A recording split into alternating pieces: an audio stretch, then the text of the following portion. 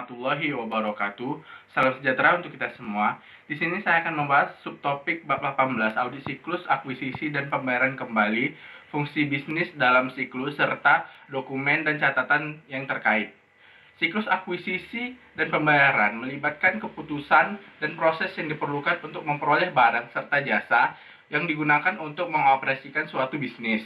Umumnya, siklus ini dimulai dari permintaan pembelian oleh karyawan yang berwenang, lalu berakhir dengan pembayaran utang usaha.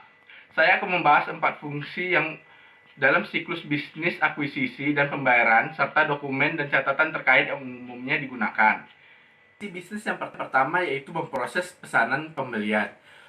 Permintaan akan barang serta jasa oleh personel klien merupakan titik awal bagi siklus ini. Dokumen yang umumnya digunakan untuk fungsi bisnis ini meliputi yang pertama, permintaan pembelian yang digunakan untuk meminta barang serta jasa oleh karyawan yang berwenang, seperti permintaan akan bahan baku atau jasa perbaikan mesin. Yang kedua, pesanan pembelian, yaitu dokumen yang digunakan untuk memesan barang dan jasa dari vendor. Pesanan tersebut mencakup deskripsi, kuantitas barang, serta informasi yang terkait barang dan jasa yang akan dibeli. Bisnis kedua yaitu menerima barang dan jasa. Penerimaan barang dan jasa dari vendor merupakan titik krisis dari siklus ini karena sebagian besar perusahaan mengakui akuisisi dan kewajiban terkait pada catatannya.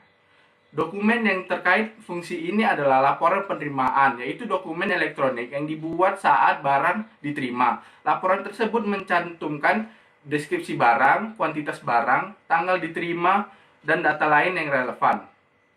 Bisnis yang ketiga mengakui kewajiban. Pengakuan kewajiban yang tepat atas penerimaan barang dan jasa memerlukan pencatatan yang tepat dan akurat. Oleh karena itu, perusahaan harus berhati-hati dalam mencantumkan semua transaksi akuisisi.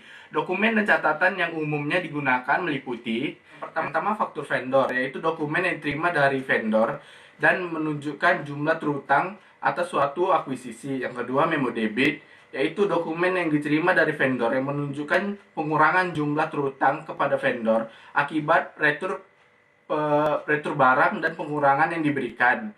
Yang selanjutnya, file transaksi akuisisi, yaitu file yang dibuat komputer yang meliputi seluruh transaksi akuisisi yang diproses oleh sistem akuntansi selama suatu periode.